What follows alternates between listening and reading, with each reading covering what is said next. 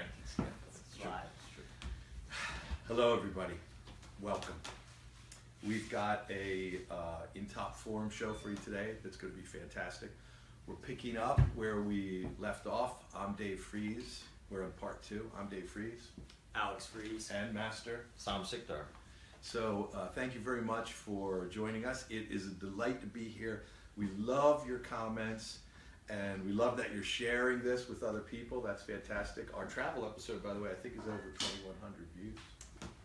Yeah, no, that's the little one that we shot. It's up to like a little over 1,000, like 60 So something. thank you for sharing that. Travel tips, if you know anybody, you can go grab that. But as you can tell, we're slowly migrating over to, oh, do we need to share that, by the way, onto my page? Yeah, I'll share it to your page. You can do that, all right. So, because people might look for it over there. We're migrating over to In Top Form, and the format and the idea is we're going to share with you all of these ideas that we've tested in our businesses and our lives that help you to be in top form in whatever it is that you're doing, whether it's sport, fitness, health, or whether it's travel, or whether it's business.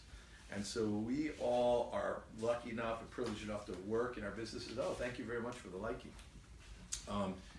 Alex is going to shout out to us who's coming on. And Steve Richardson said that he couldn't be here today, but we've got the camera situated where we can even hold things up and they won't be backwards for him. So that's fantastic. We thought we'd give him a shout out anyway. Yeah. So, He's been a pretty consistent viewer. yeah, he has been. And we appreciate everybody that takes the time to come and share this time with us on the weekends. And we want to reward you by having really good stuff. So today, as you can tell, it's not our usual background. It's the holiday show. And we're going to pick up where we left off last week, where we had things that we had learned or developed or that we saw at the Tim Ferriss live event in New York City last weekend, which seems like it was months ago now. And review a couple of things that was super dense information, and we've got lots of different ways of looking at the world, better questions to ask to get lots better results. So just a quick review of last week, and then we'll pick up. Tim had a number of people that he was interviewing there, and one of the things that we got to was, you know, in the better questions, better answers thing. Oh, well, we've got a phone call coming in. Rob, could you kill that off for us? Thanks. Is blocking time for really deep work, like scheduling in the time to, you know, think about things that you want to do and want to be at a much higher level, like actually going ahead and blocking that for the whole year. And maybe it's just an hour here and there, or maybe like for me, I do a whole day, you do. Well, like last week I did 2 whole days in a row, just 3 of us. We kind of locked ourselves in a hotel room and got a lot of work done, important work. At a higher strategic level. Alex, how do you do that? Well, that's generally something that, kind of like what we discussed last time, is I implement stuff all day long.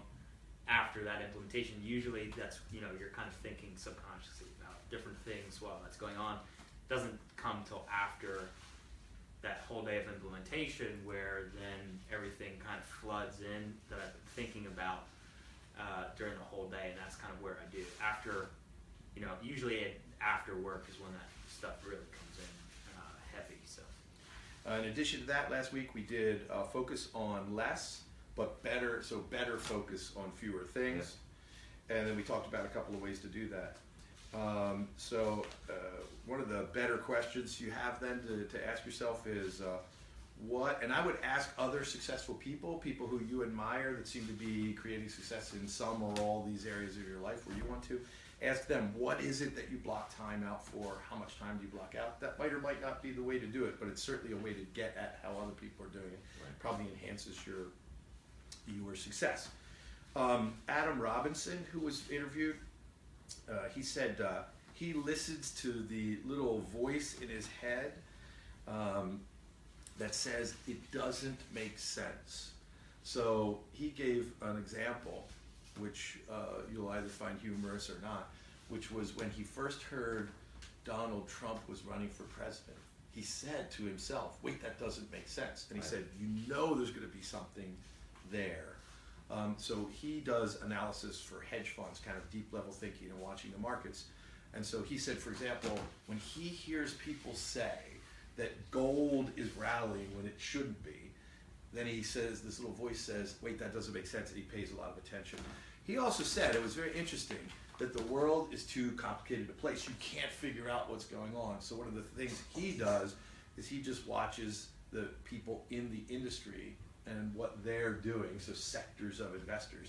And when he sees something that doesn't make sense, then he jumps on that and starts thinking about that. And I think that's a good way to get at the world.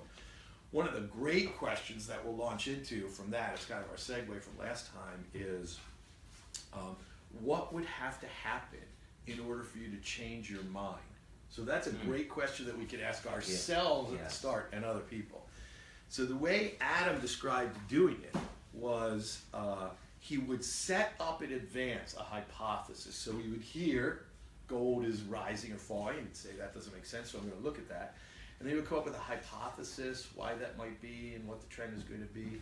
But he would decide in advance, what's the benchmark where if this, that, or the other thing doesn't happen, I would change my mind about this. Right. So that's a great thing if you're not already doing it. I've started to apply this in numerous areas right now. It's a great thing to do with yourself, but think about this question as a way to get to people who have like a firmly entrenched, narrow view, where for one reason or another, you're going to end up being the catalyst trying to get them to open their mind. So the question I have for you guys is, how would you use that question, and have you ever changed your mind about something and what caused you to do it? Because this is like forming an agreement in advance with yourself that you'll change your mind. So I think this strategy is brilliant. Be on the lookout for things that don't make sense. Come up with a hypothesis about why they're going on and decide in advance when you might have to change your mind, when you might be wrong about that. That is brilliant. So for you guys? Well, you know, on a much smaller scale, you know, the question itself, you know, it has a very purposeful language construct, you know, coming from Adam, and you phrased questions in similar ways, right? I know you feel like you can't right now, but what if you could? And basically, you know, and we get resistance from parents if they're trying to sign up, from students or clients if they're, you know, they have created the reasons for them not to be successful. Right. Or why they can't afford it, or why Correct. they can't do it. Right. And what we're then asking in is, well, if those reasons went away, what would replace them? What would come in their place to enable you to be successful in this certain thing, or, you know, commit to the sale, something like that? That's interesting. I think you're right. It's going to the same, it's a different tool to get you to the same place. Right. Which is to form an agreement with somebody about what would have to happen for them to change their mind. So the language pattern that Sam's referring to is if somebody says to you that I can't, then one of the things you could say is, I know you feel like you can, which is less permanent, yet. I know you feel like you can't yet. That's a presupposition that at some point they'll be able to. And then you're right, you would say, well, what would happen if you could, or what would happen if you did, or what would have to change in order for you to feel sure that you could do it? Those are really variations on this question and this theme too, but I love this construct for myself. What would happen? Because it keeps you honest. Here's what happens as humans: we come up with a theory, Right. and then we start to come up, you know, if things aren't going the way that we think they are, we just come up with all kinds of rationalizations for what, rather than change our mind. So, Alex, any time when you have changed your mind and you could track back or figure out why it was, or, you know, like obviously if you're changing your mind, you have to be open to getting new data, or any ways that you could use that question? Well, for me and what I do right now, so whether it be for the credit stuff or for a client, data drives pretty much everything. So, you know, it's constantly, if I put up an ad or something, I have a hypothesis that it's going to work because of this, and we come up with something. And that's usually based on some kind of past And data. by the way, just so everybody's knowing, when he puts up an ad, you already have a bunch of variables in there, like what's the photograph, what's the headline, what's the text, what's the call to action, even in a little tiny ad. Yeah, and we've talked about that before, I think in a past live episode where and about how we test all of that before it goes into an ad or before it goes into our direct mail piece or something like that. But that's kind of looking at that data is then, okay, if this worked in the past but it's not working here, why, what's changed? So you have to be willing to look at, you know, kind of in the same way of asking that question is, if this isn't the same, or if this didn't exist, how can, you know, how will that change your mind? So that's from a data sense, that's kind of what I'm doing, is figuring out why that data is showing what it's showing right now and why that's different from the past or why it's going to be different in the future. So that's kind of what I do. And then you always have to be, with that kind of stuff, you always have to be willing to, and you do need to change things for it to be effective. So that's kind of. That's a very interesting observation, that it's like inherent in what you do, that you have to use this process Right. that Adam is describing. Yeah. Which for many of us, that is true in parts of our job, but it's not like so baked into the pie, and we can let ourselves go more easily. Well, when it comes to planning, we're heading on the new year, Mm-hmm. and so people will be planning out the rest of their year, whether it's for their personal lives or their kind of like business goals for the rest of the year. And it's very easy to get set on the path and not make any course corrections. Yeah. So this all is creating a framework. Maybe it's quarterly or monthly. Anything less than that would probably be too micro. Mhm. But what are the possible things that would happen in order for you to be willing to course correct? Mm-hmm. So there's a strategic planning aspect. Yeah, it makes Yeah, you as figure well. out, like, okay, what sort of result? Like if you were going to build strength, so if I can't do so much more weight by such time, then this way I'm going about strength building may not be the best. It's for me. not working for you. Yeah, and so you might go on. I mean, I know people that did aerobic exercise, which obviously for my build, I'm more focused on the freakish strength that you've described than speed and agility. Although, recently I said, wow, I have to become more agile again. I used to be fairly agile. That you get to a point where you sacrifice agility if you're just focusing on strength.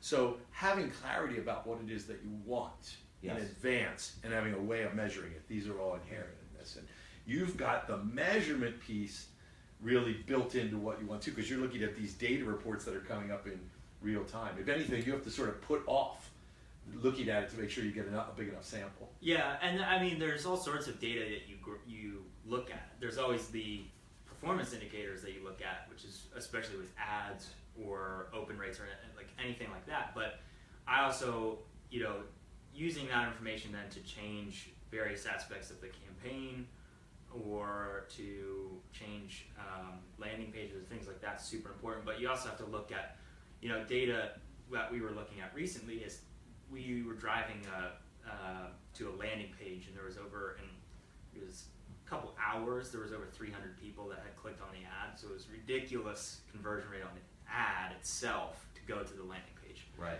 But once they got there, they didn't do anything. So that's a very obvious indicator that something on the landing page is bad or is not working. Incoherent with the Right, ad. Yeah, with or there's the a ad. So there's a disconnect. disconnect. And we've run into that before with emails, like the language we've used in our advertisements brought them in on a page, and then if they've opted in, we now have them on a list. And then emails we were sending them out weren't congruent with the ads that we were actually sending them to, so they don't respond to the information in the emails. So that's something that you kind of have to be sure you follow along, that kind of went in a weird path, but still kind of connects there. Well, I think Facebook advertising is a good general example for this. So for a long time, we had quote unquote traditional methods of marketing, and we knew they worked. Mm-hmm. So something had to happen. We had to get enough data from Facebook to start diverting our marketing activities from the quote unquote traditional to Facebook. And there will be something next. We don't know what it is. Mm-hmm. And we have to be looking out and watching for that. So what is the next thing? Is it going to be Snapchat? Is it going to be Instagram? Or something totally different? Well, we don't want to get too far down the weeds, but you have an interesting observation on something that we did. Yeah. You did for a consulting client. Yeah. By the way, Reza and Dave Braxton are watching. Oh, hey, Reza, great to see you. Dave, good to see you too. Thanks. Reza's brilliant. We're going to have him on As a guest, yeah. guest. Yeah. That's But going to be our the- special Iranian week. Oh, nice. Yep. Yeah, so back to that point. Something that we were doing, and this is, after a couple days, so you can't really look at any kind of data seriously yet, but it was just something that I noticed was happening was this particular client wouldn't necessarily have you wouldn't have this expectation of happening, but if you look, it shows the way Facebook ads work now, and you can always customize this, but we just kind of set it so it optimizes automatically of where it's showing it and how it's delivering it, what times of day. And so a lot of what we were finding is the expectation and the hypothesis was that most of the interaction with it was going to be on Facebook. So whether that be a Because of the newsfeed age, ad, Right. just because Well, they age and all the demographics. But a huge majority of the interaction with the ad was on what they call audience networks. So various other apps and things that pull in Facebook ads. And then the next highest was Instagram. Which and with this age group, you would not have thought that. yeah, so similar age group to you, so Yeah. 55. I think the exact age group was 55 to 65. Wow. And so that's a Instagram. perfect age group for Facebook directly. So if you're watching, we're not getting down in the weeds here on marketing. We're trying to get back to this thing, which is have an open mind and decide in advance, what's my hypothesis and what's the sort of stuff that if I see it or I don't see it is going to cause me to change my mind. And this might cause Alex to change his mind for how he's doing that with that client. So we could move Well, on. especially now, because that tells me then that most of these people are looking at it, and you can get this demographic or information, but are looking at it on a mobile device. Yes. So Yes. Which often again, changes. Yeah. with that age group, that would not have been true even 24 months ago. Correct. Which, well, let's depart from a second from what we saw in New York City. This is something else. Yeah. Change, like you've heard this a million times, but let's think about it in a slightly different way. Change is the only constant. Change is just accelerating in all of these areas of our lives. So if you want to find happiness and if you want to have sustained happiness, it can't be based on this idea of to me, I don't think it can be based on resisting change. You have to be open to change, and you have to cultivate adaptability. So there's a basic underlying assumption of, for example, neurolinguistic programming, that the most flexible part of the system ultimately ends up controlling the system. You may have some input on that, but the bottom line here is adaptability and reaction to change is different for everybody. But if you believe this is just the way I am and I can't change, you're going to have an increasing struggle in the world and in business. Because what we're talking about here that we experience in business, and you just alluded to it, like, you know, so now the algorithm is showing what we thought was going to be on Facebook on Instagram Right. more, because everybody's looking at their screens. And you said there'll be something else, whether it's Snapchat or whatever, that's Right. disruptive. So that's a microcosm of how life is. And if you look at evolutionary biology, like it's the organisms that are adapted or most well suited to the new environment that survive. Right. So let's talk about how do you deal with change in your business and in your life, because you're pretty adaptable. You don't feel, I don't think either of you really feel the stress of change.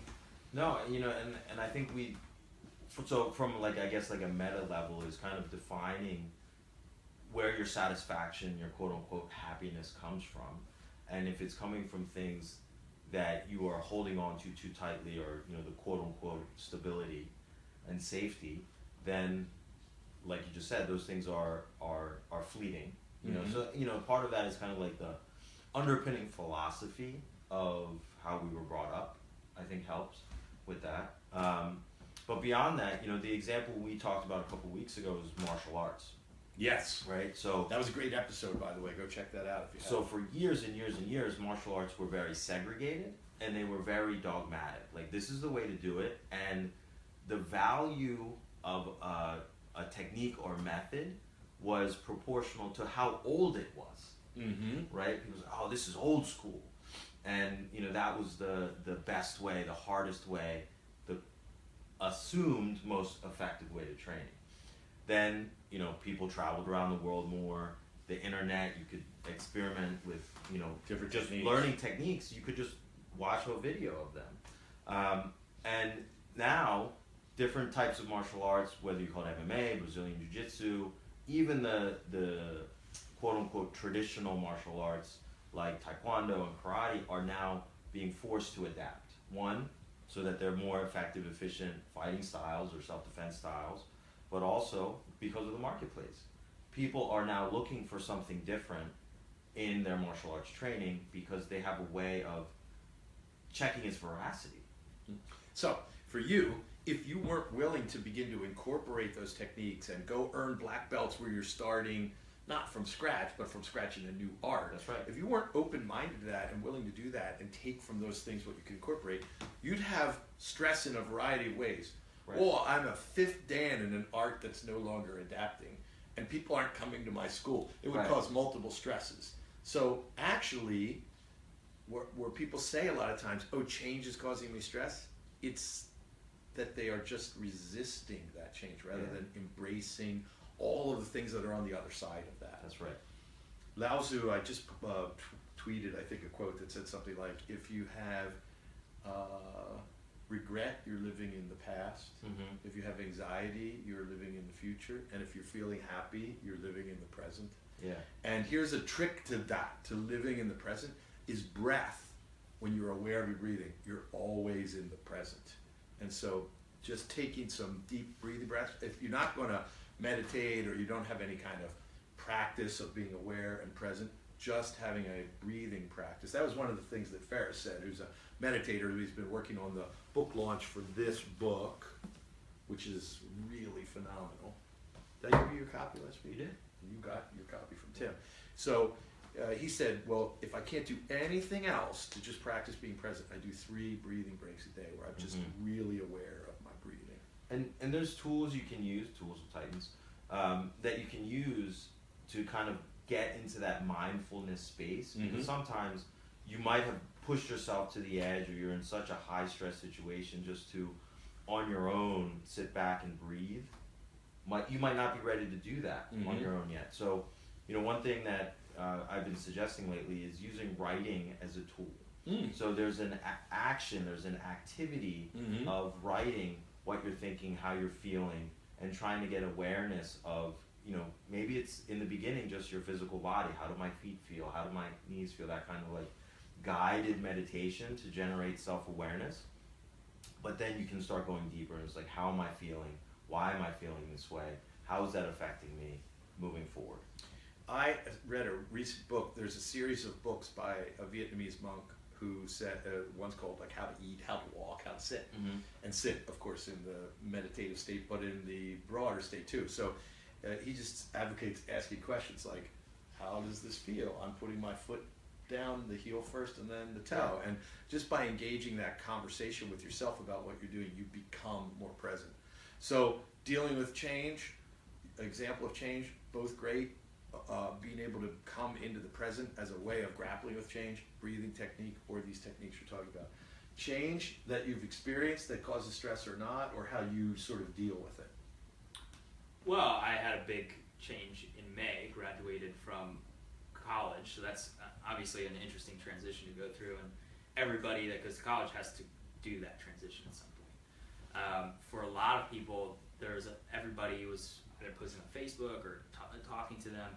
It's such a weird transition, but for me it was just sort of, okay, time to keep going. And it's interesting. I think for a lot of people it's kind of one or the other. There's not really like this, it's either a super abrupt transition and they don't know quite how to handle it, or it's a super smooth transition where they just go, I know exactly what I need to do next, or I have a thought of what I need to do next, and here's how I accomplish it. So that's kind of how myself and a lot of other people I talk to kind of went through that thought process. I think whether it was conscious or not is Well, now another you question. worked and did internships, paid and freebies, and had all this experience before. How much of your ability to make that transition super smooth do you credit to that you knew what work looked like, it felt like? And That certainly helps. And then, because you have a feeling of, or at least some kind of idea of how the real world works. And I say the real world because college has become such a weird place to be. Not real. But yeah, couldn't you get your dry cleaning delivered to your room or something? it was never delivered to my room, but I could go to this is concierge. High Point, so that's a little bit of a different Concierge experience. service. But I had a concierge where I could drop my dry cleaning off, and if you didn't utilize that, I never understood why people didn't utilize that. They took their dry cleaning to dry cleaners directly. So I was like, well, dry cleaning in college. But there. but yeah. So we could also ask for all manner of other things with the concierge, where now you don't really have a life concierge, although you could get one. I was gonna say there's various other places which we talked about in our travel episode, but so it's this weird transition. So that gets you a little bit into the mindset of how things work in society, and I think High Point does a fairly good job with that because a lot of people get internships or in some way, shape, or form, whether it's paid or not. And then there are the people who don't transition well. So I have a couple friends who, they've tried to get jobs, but they didn't really try to get jobs, or so they're just kind of all over the place with how they're transitioning. They're not really handling that very well. So it's interesting You know to who see. you are, I'm sure. So it's interesting to see the two paths people take after college. It's either they know, either consciously or subconsciously, what they need to do and how to accomplish that. And then the people who are super successful might have that idea, but it changes. Right. So that's kind of where I am right now. We were discussing this the other day, is where do I want the credit thing to go, and how do I get there, and then how do I use my other skill sets to accomplish something that's a little bit different and can be successful. So that's kind of where I am now. So I've gotten past the point where I'm transitioning out of college and into the real world, and now I'm into the point of transitioning. I have this skill set that I've developed both in school and now outside of school. How do I utilize that to be, to the fullest potential, or in top form? So interestingly, you're using this process. You have a plan of where you want to go and what it sort of Right. looks like, but you're also open to talking about what might cause you to change the direction of that. Yeah, and I think Mark Randolph, one of the co-founders of Netflix, spoke at High Point, and I think it was either Mark Randolph or I think it was Mark Randolph. Basically said he notices in a lot of people, in business students and in other majors in college, there's not as much fear to succeed because as there is in bio students and pre-med and pre-dental students, because they have this fear that if they don't get an A, they can't fulfill their dream of becoming a doctor or becoming a dentist, which is pretty much true. But then they have this fear of succeeding once they get out because it's so ingrained in them that they have this like weird kind of thought process where they can't, if they don't succeed in every little bit, they can't actually succeed outside of school, which is wrong. And then he notices like people who are going through these other programs where they're not necessarily fearful of failing or fearful of getting a worse grade. They are a little bit more relaxed. They have more success out of school because they're more open to change. And they'll take risks that other So people I wouldn't. think there's a lot of stuff there, And one thing that Alex, you kept saying was like, well, I always just thought about, and then what's next, Right. right? Right. So there's that duality. Is like, in order to be happier and more fulfilled, you have to live in the now. But what enables you to live in the now is asking yourself, and what's next? Right. But being happy, that's the weird thing. This is the strangest thing, that you have to be satisfied with where you are. Like, I even think this is true of things like physical fitness and weight loss. Like, if you are constantly having a problem with who you are and how your body is, things like that, then that creates this weird stress and anxiety where it's harder to make strides. So if you set a goal and you say, like, I'm okay where I am now, like, I'm okay, but I'm not totally going to accept this because I want other goals for myself. But it's only when you do accept it at some level that you can and successfully move and on. understand, we're not saying like just be complacent and be like, oh, I'm good. Yeah. But it's interesting is the other thing that you said is, you've been working on all these things all along, through your career, and you have a high level of technical competence, but really what you were doing is you were working on yourself, and working At that deeper level. at that deeper level, and working on yourself enables you to think in these different ways. Yeah, and I don't think that ever really can stop. No, No, yeah, that's definitely a not. lifelong process. Yeah. Which I think it's kind of, the way I look at it is it can't stop in your business either. Because, it's, I'm kind of at this point, and we've been at this point for a little while, where our website is holding back the capabilities of what we can do for the business. But we've never really looked into getting the new website up and running until now. So I probably could have done some things differently in the past and been a little bit more successful now, but we weren't quite at that point. Now we're just kind of, and I see it with clients that I work with. So they are to a point where they have this inferior technology, but they're reluctant to change it and it's the same thought process that I had. But you kind of have to break that barrier down, just like you do with yourself.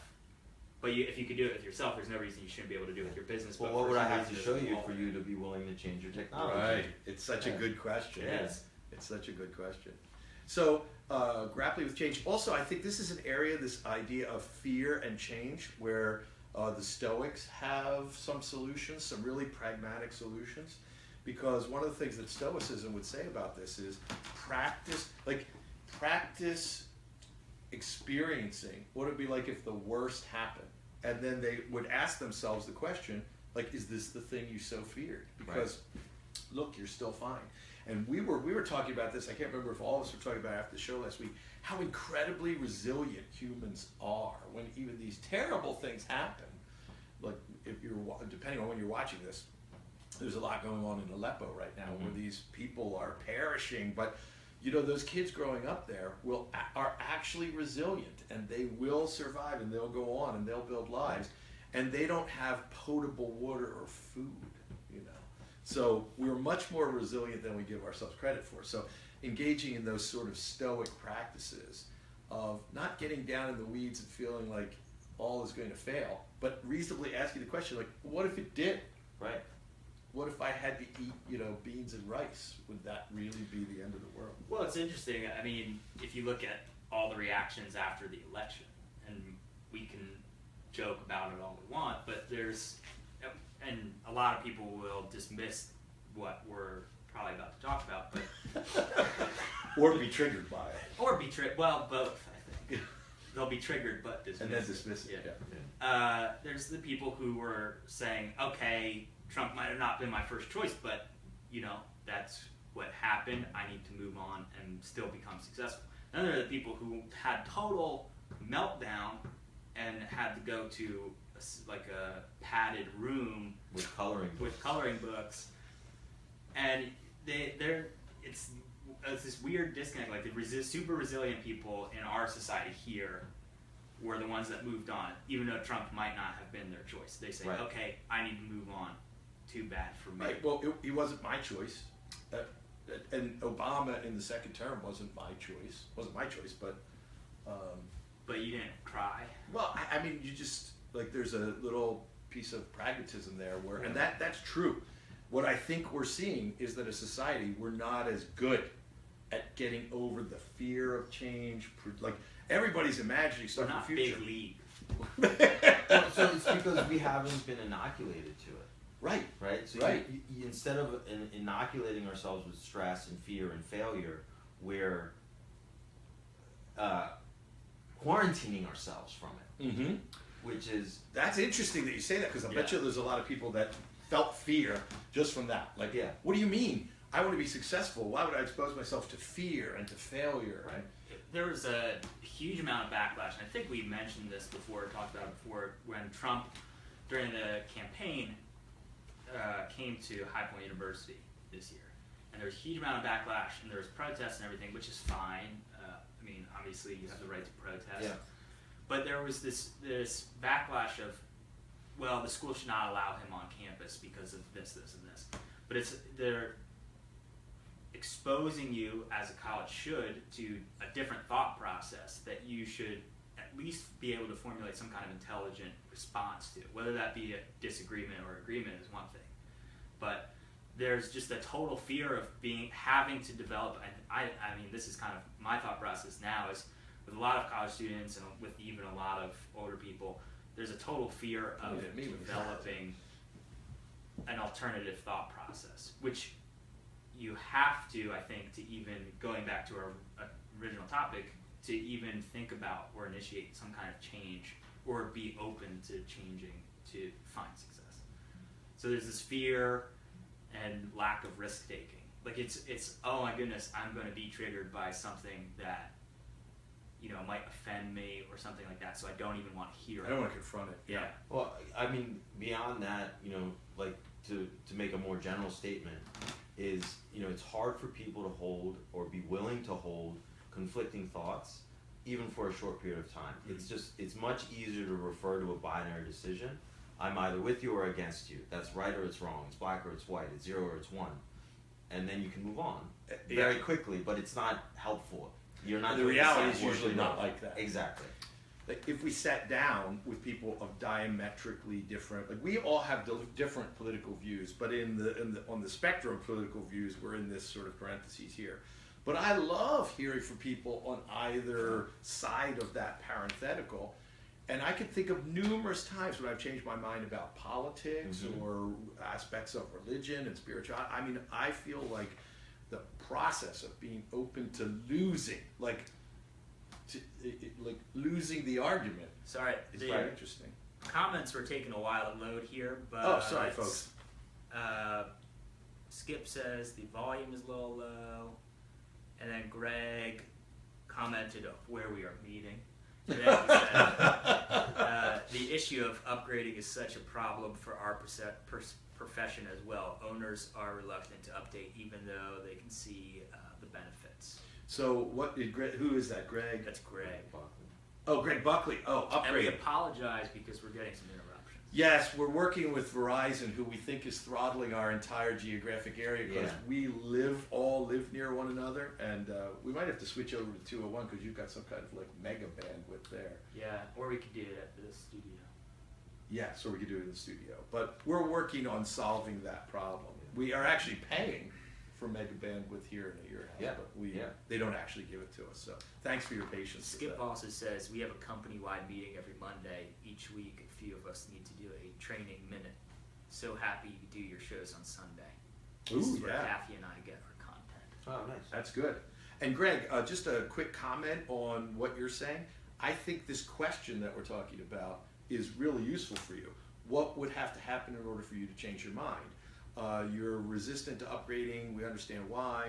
What would have to change in order for you to feel completely sure and certain that upgrading to this would really serve you, create higher profit margins, whatever it might be, provide greater safety? So I think that there's a lot built into this, baked into this pie we're doing here today that could be useful to you in dealing with that question. Okay, so back to Ramit Sethi. This was very interesting. He said, listen, when you build a company, you just have to focus on a few things and do a few of the really big things right. All kinds of stuff's going to go wrong all the time. And he was the one that said, just get used to it and ready for there to be, problems when you're hiring people. You're going to get better and better and better at it as the team develops. But one of the observations he made is that people who are really successful early tend to start to believe, oh, the rules don't apply to me. Look what I did. I'm smart. Well, we know that we always return to the mean, right? And so one of the things to resist in your business or personal life is thinking, I'm smarter than everybody else. And one of the side sort of allegories to this that I do is whenever I meet somebody, I always look for something about them that I really like, something just even superficial, a tie, or the way they smile, whatever. Because when you look for that, other people could sense that you're seeing and feeling something good. And then one of the things I say to myself, no matter how much of a vulgarian the person is I've just met, like what kind of barbarism they're engaged in, I always say, this person, hard as it may be to believe, is smarter or better than me at something, and I want to find out what that is. And so first of all, there's that thing, I like something about them. I respect them now because I've decided that they're smarter or better at me than something. Sometimes it's very hard to convince yourself of that, by the way, but it's almost always true. Yeah, just a thought popped into my head, and it kind of connects back to what we were talking about earlier. Is there's, I think, a level, I don't want to say ignorance, but ignorance to a lot of people is they don't always think about being the dumbest person in the room and looking for things that other people might know better than them, and then I always have this because I'm stubborn, where Laura and I get into these little arguments because we argue about something As a sport. Yeah, and it's fun because then we kind of look into different areas, and then we both do research, and then Laura will I proved you wrong. It's a big voice. So big scary voice that she has. But it's interesting because people don't even that. It's a form of at least viewing something in a different way. And being open to data and being the dumbest person in the room, even though you're stubborn and want to be right, everybody does, I think, to a degree, but you're looking at how, like, what, even though I don't like this person, what do they know better than I do, or what do they know that I don't? And that's super important for everybody, no matter what profession you're in, no matter if you're a business owner or not. Especially if you're a leader, you need to look at what things, what your other leaders further down the line than you know better than what you know. And that kind of goes back to what we were talking about last time in Boy Scouts, is how do you utilize your patrol leaders? How do you utilize people in your patrol? How do you utilize the adults and that kind of thing? So that same in an organization, you have to utilize people further down the line. Oh, let's just take a break. Thank you, everybody that's watching. Remember to hit the like, love, surprise, or horror buttons, whatever they are. What do they call them? Reactions. Are they reactions? Yeah. Triggers. Triggers. So, we love when you do that. Also, we really love if there's people you know who would like this, if you share this. That is fantastic. So whether you share it now, which you can, or whether you share it once it's posted, we really appreciate that. Greg Buckley is as strong, if not stronger, than Ty on this. Look at that. Ty has not been on the last few. I know, and he's apologized for that, and I think he feels a little dirty. As he should. Yeah. Then we're gonna seek our revenge. Yeah. Yeah. He should at least share it afterwards. Yeah, I don't know if he does that or not. And we should look into that. Yeah. And maybe there's... Look, Buckley's taking no chances now. He's like, oh, there's revenge involved. So Angela Sikdar is on. Angela, welcome. Hey. Also, Greg says he's constantly oodaing. Nice, Greg. Yeah. But OODA loop. others... We're going to do an OODA loop show, by That's the a way. whole show on its own. For It sure. really is. Yeah. So, Greg, thank you. And that is one of the things that I was just going to ask for. If there are topics you want, we are really got some great stuff coming for you guys on travel. And Alex and I will have some firsthand experience to share with you, because we can't tell you where we're going, but it's spectacular and exotic. And we will share with you our preparations and then our return. And Somnath is constantly traveling to exotic places for reasons that apparently he can't even talk about. But so we're going to have some really good travel shows. We've got some really good guests. We're going to do a show at Som's Gym. We're very close to having some different production values Skip too. asks if he should scold Ty in a meeting tomorrow. Oh, I would think so. Yeah. Yeah, That's because acceptable. yeah, I mean, just Skip, if only to say, Ty, I assume that you're watching this afterwards and sharing it. Like it's really not appropriate not to be on. Right. But if you're gonna, I don't know, play with your kids or something on a Sunday rather than ignoring them for for a show that you like. Skip did say further down in the comments that it's 80 degrees and sunny right now. in Oh. Florida. Well, So- thank you, Skip, for that taunting. It's not that here. No. No. And as we shared in one of the promo videos, one of the things that Alex and I and Robin and Alex and I do is that we run a luminaria for like 1.5 miles in the neighborhood. So for the last few weekends, we've been filling things with sand to deliver everybody. And then today we're actually going to go deliver them, and we're just waiting for it's no longer icy rain. It's just rain. It's just rain. Just yeah. rain Fog. with fog coming in soon. So, Greg Buckley says, I will defeat Ty and be crowned the Facebook reaction king. oh, I think that's happening already. I think Yeah. Greg I think might Greg be the might king. be winning. Yeah. Yeah, so you remember, what was the name of that app where you used to check in and you could be the governor? Or Foursquare. Foursquare, yeah. I mean, we're going way back in history now. But Greg is the mayor of The mayor In of Top In Form. Top Form. Yeah. We'll have to crown him that. So, He liked that. yeah. That's almost as many likes as we got when we talked about super white Celtic people. Yeah. But not cake being the dirty, or pie being Being the dirty cousin of cake. No. Yeah, There's a lot of Oh, pie well, fans. oh, now Greg is saying he likes that, the dirty cousin of cake. I think he's just... He's just saying whatever you guys say now. I'm just beating Ty. But anybody that's leaping in with the liking, we appreciate that, and the sharing. It's so awesome.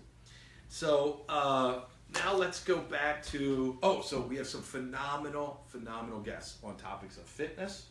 We're going to have Pat Flynn. We're going to have your gym. Mm-hmm. We have to decide which one we're going to. Yeah, that's true. Would be mainline. And then we've got some really good food excerpts coming up, some really good ones, and we're going to have some good guests for you there. We're very close to being able to add remote guests, but we're really trying to get some people to come. So we're having to plan some of these in advance. So great stuff on fitness, great stuff on food, great stuff on business. But let us know in the comments section if there's anything in particular you want or any questions you need answered. Or as we share these resources, Alex posts those currently for you in the comments. Oh, in Top Form, we now have a blog, and watch for like I just shared a sleep article. Did you guys see that? Yes. So there was a sleep article published on Huffington Post. It was condensed from some stuff that Ferris wrote, and I added a few things in that are a little bit more practical. Like his involved having blood work done and flying into space. I things did like notice that. I think in the post, I don't know if you put it in there, but you mentioned the timed lights, which Yes. is something I You use utilized that. since Yes. high school, mostly because, and this has changed a little bit now, but I was not a morning person in high school, Okay. and class, my video interrupted, but class started. I don't even remember anymore, but that was just something I used to get up. I put a light above right above my head, and then it was on a timer. So it would go on and off. I didn't have to worry about turning it on and off or anything like that. But it would go on when I needed to wake up in the morning and shut off when I left for class. And then in college, I utilized that to go to bed too. So it would wake me up in the morning because I always selected 7:50 a.m. classes. That allowed me to get finished earlier in the day, which was nice. Totally.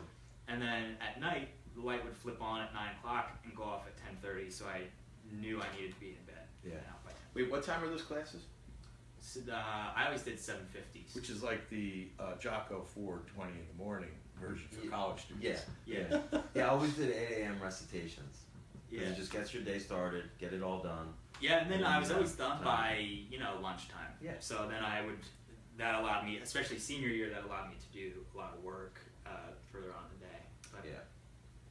Well, so we're coming up on the resource piece. I mean, we're going to get another 2 shows out of Yeah. this because we're doing like a page of my 6 pages of notes every time.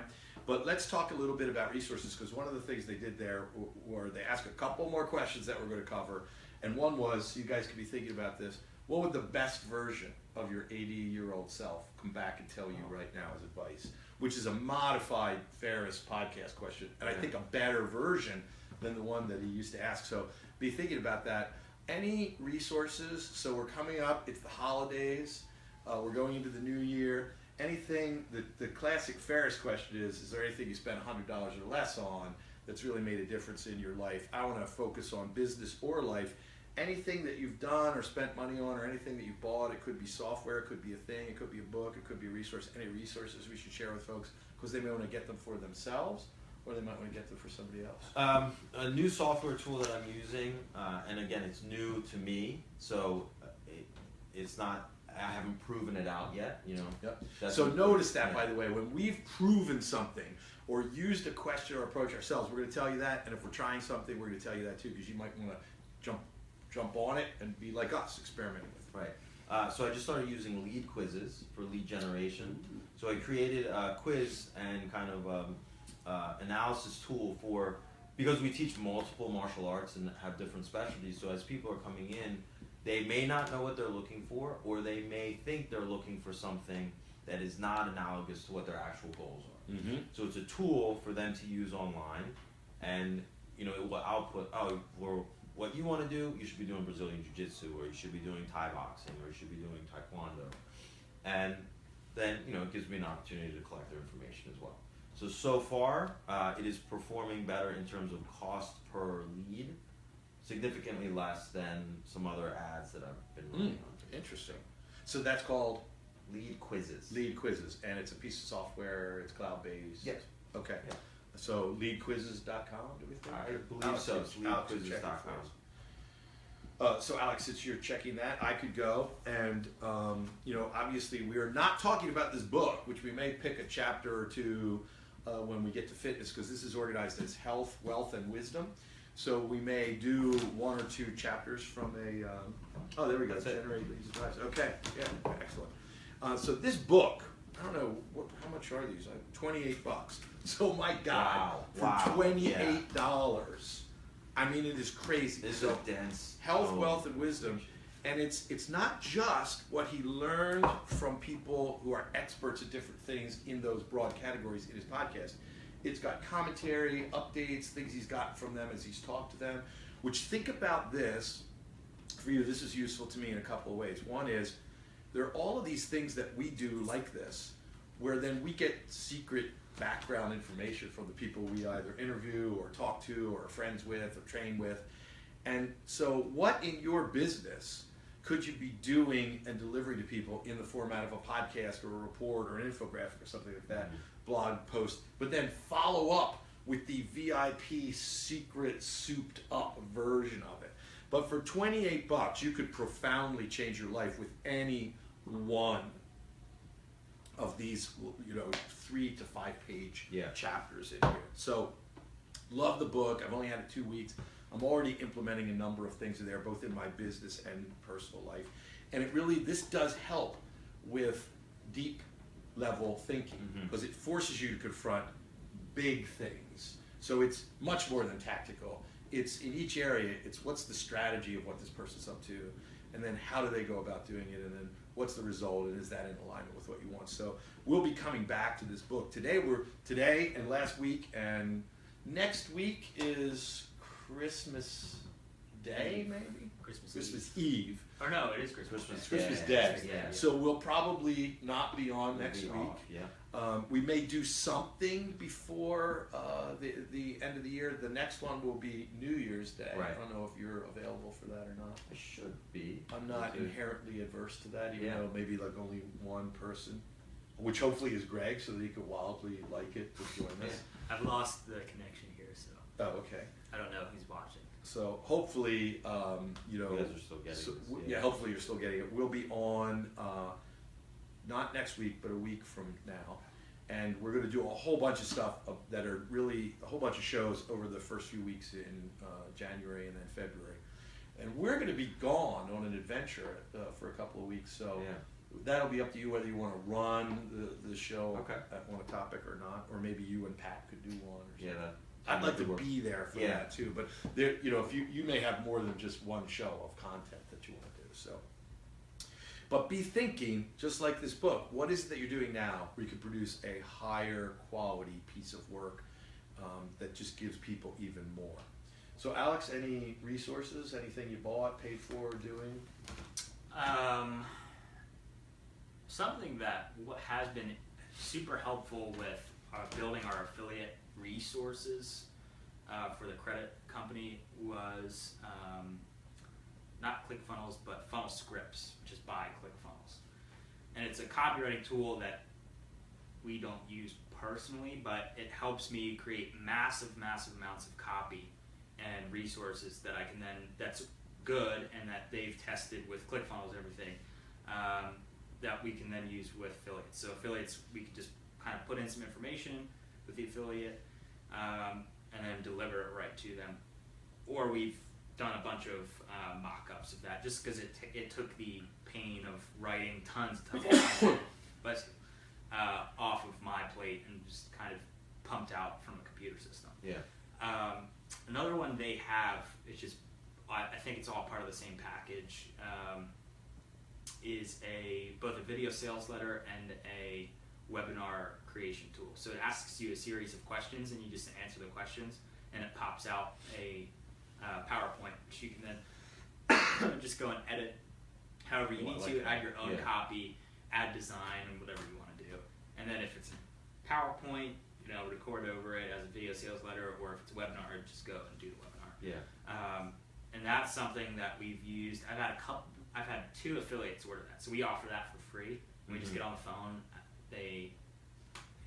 We ask them some questions and we create everything for them. Cool. That's a very cool service.